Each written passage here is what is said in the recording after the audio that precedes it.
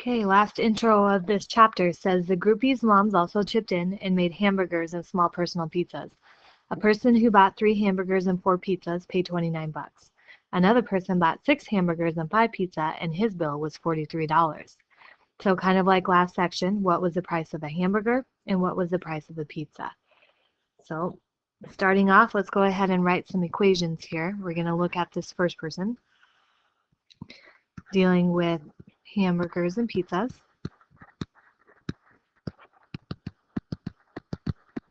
So H's and P's.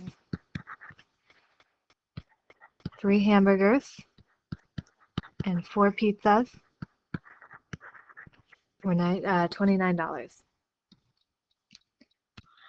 6 hamburgers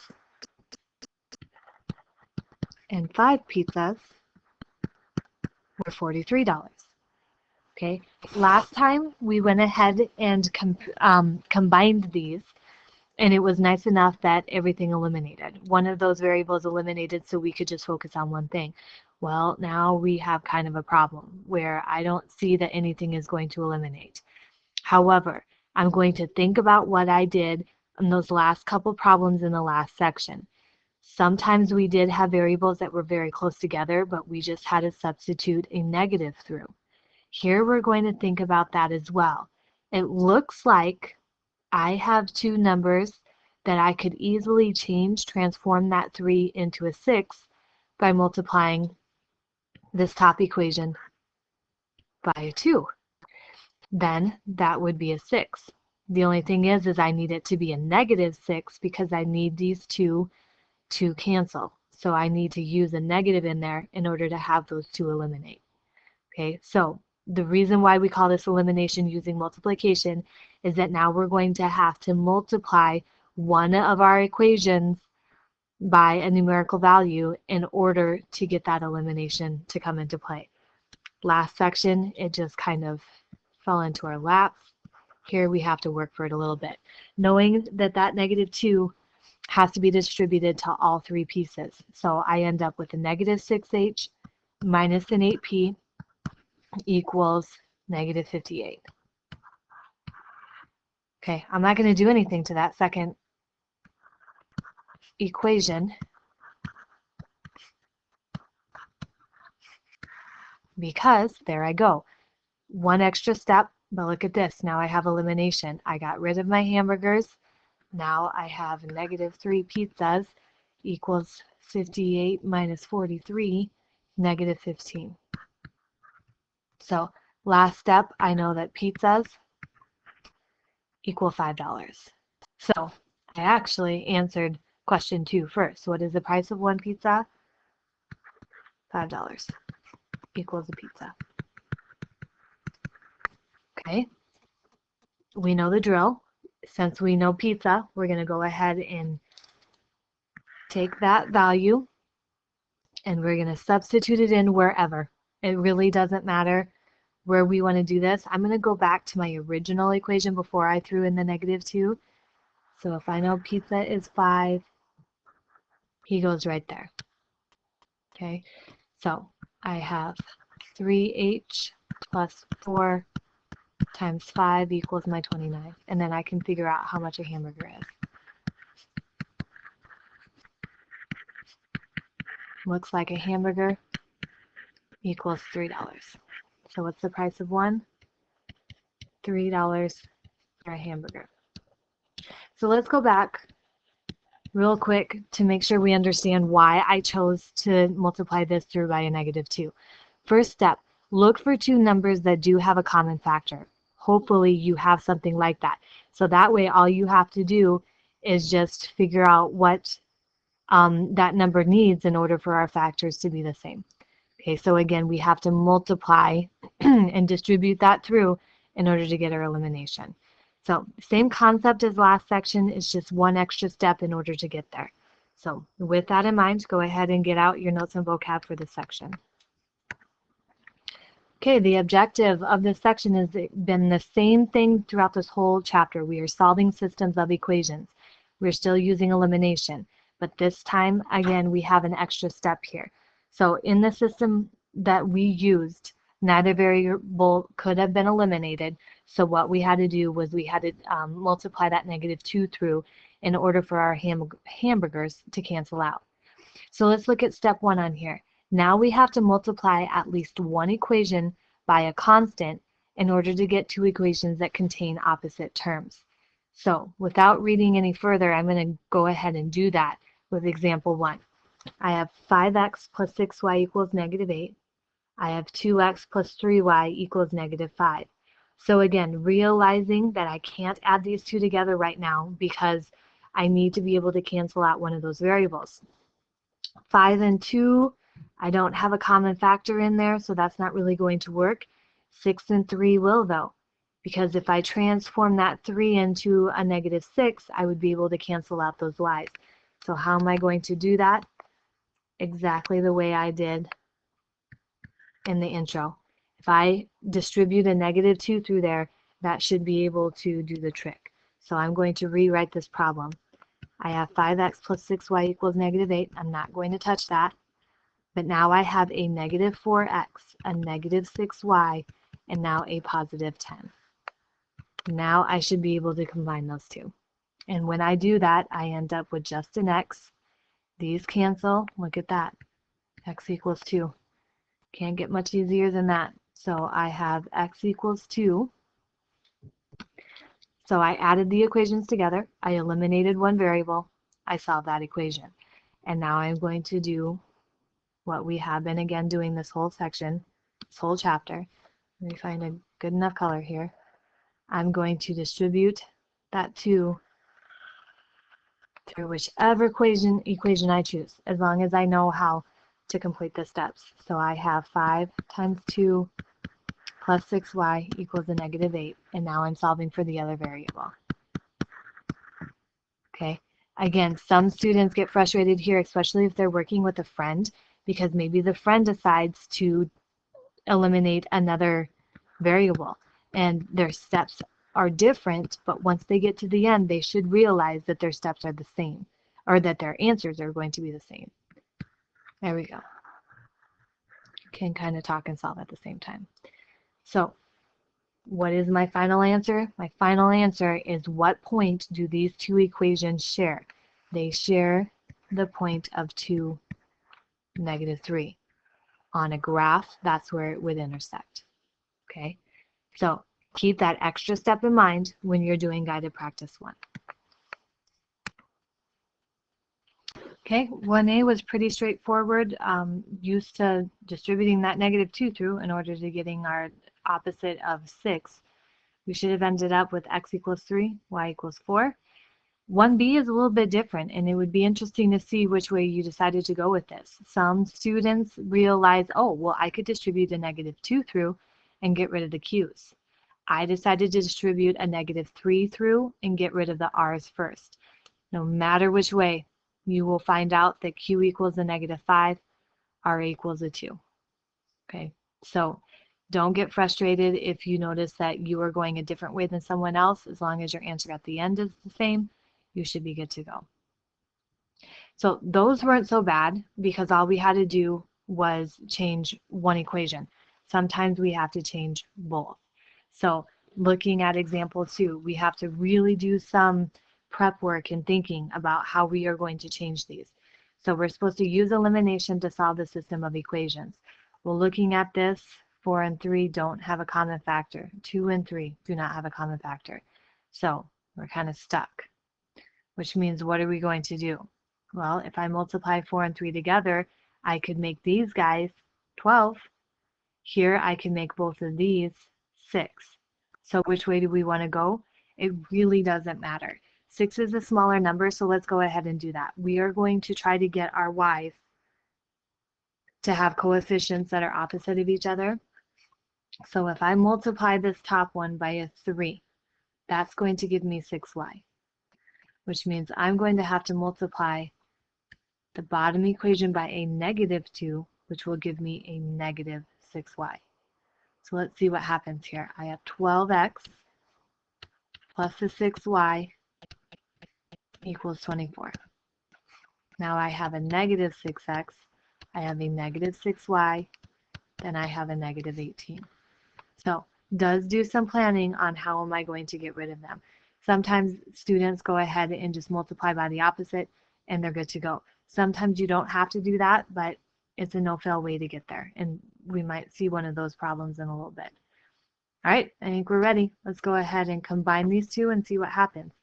We end up with a positive 6x, and then we end up with a positive 6 because our y's cancel out. So we see that x equals 1. So once we finally do set it up, elimination is really nice because we do. It's a quick and easy answer. Okay, here it is again where we have 4 different equations that we're dealing with. Which one do we go for? When in doubt, if you don't know where to go from here, go back to that very first equation and plug it in. So 4 times 1, we're substituting in to solve for our second variable. Doesn't matter which equation you go for. No. As long as your math is correct and your steps are correct, and you can talk and write at the same time, then you should be good to go. I need to make sure I did that correctly. Yes, I did. Okay, so final answer here. They share the point 1, 2. Okay, so don't get in too much of a hurry. We are still trying to eliminate. How are we going to do that? Sometimes we have to distribute through 2 of them. All right, go ahead and try that with guided practice 2.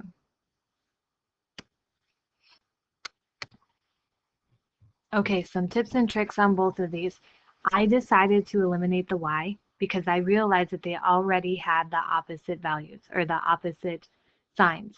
So I didn't have to distribute a negative through there. If I just distributed a 5, I had my negative. If I distributed a 3, I had my positive. So simplifying that down, I did get x equals 0. Remember, that does not mean no solution. That just means the value of 0. Substituting that in, my y equaled a negative 2. 2b.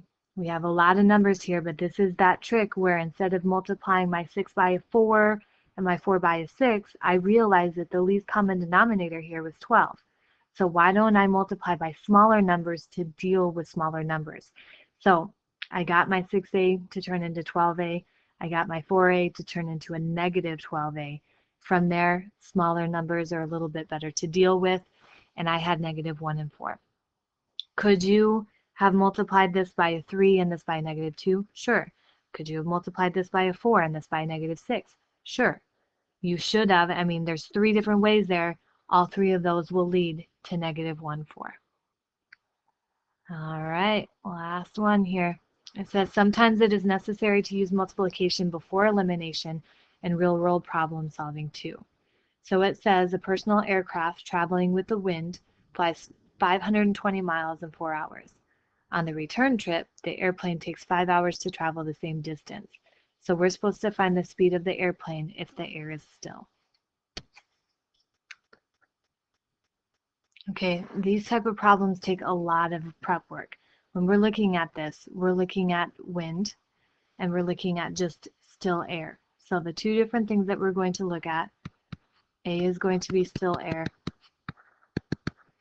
and then W is going to be the speed of the wind. Okay, noticing that we're dealing with speed, we're dealing with miles, we're dealing with hours. So what we want to look at is our distance equals rate times time. Okay, so we're going to set up a little table where we're going to look at rate. We're going to look at time.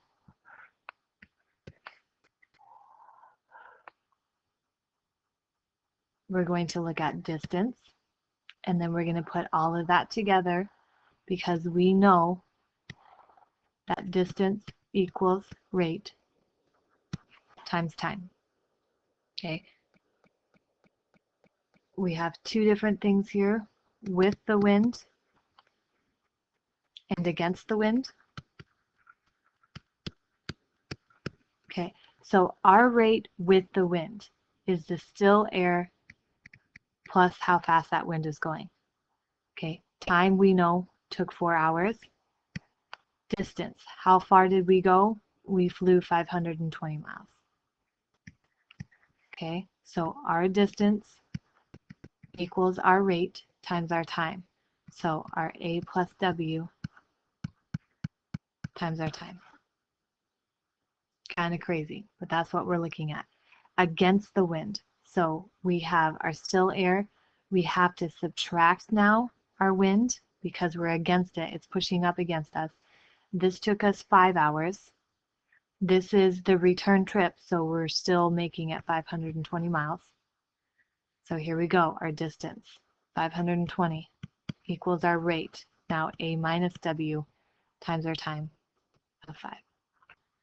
Okay, so anytime we have a lot of information going on like this, set up a little table, right? I know that I see distance, I know I see rate, and I know I see time. Translate that over. Now, these are the equations that we're looking for. We had to set up this whole table in order to look at this information right here. So I'm going to go ahead and distribute this 4 through. I have 4A plus 4W, and I know that that's 520 miles. Then I have 5A minus 5W, same mileage. Okay, with that all set up, sometimes the setting up is almost the hardest part. We're going to go ahead and see if we can eliminate these. One of my toolbars disappeared. Just give me a second here. Okay, looking at this again, I see that my W's are opposites. So I'm going to go ahead and get rid of my W's. And how am I going to do that? Looks like I am going to have to multiply by the other factor. So I'm going to multiply the top by a 5 to get that to be 20. Multiply the bottom by a 4 to get a negative 20. So here we go. We have 20A plus 20W equals 520 times 5, which is 2,600. Then we have 20A minus the 20W. We had to get rid of that. 520 times the 4 is 2080. Helps us out because we have 4080 equals 4680. 4680 divided by 40 gives us 117. Okay, now that the algebra part is out of the way, let's go ahead and look at what we just did. We found A. Going back up to defining our variables, that's how fast that airplane is going in still air. So let's go back to the problem. Find the speed of the airplane if the air is still. So that's what we just did.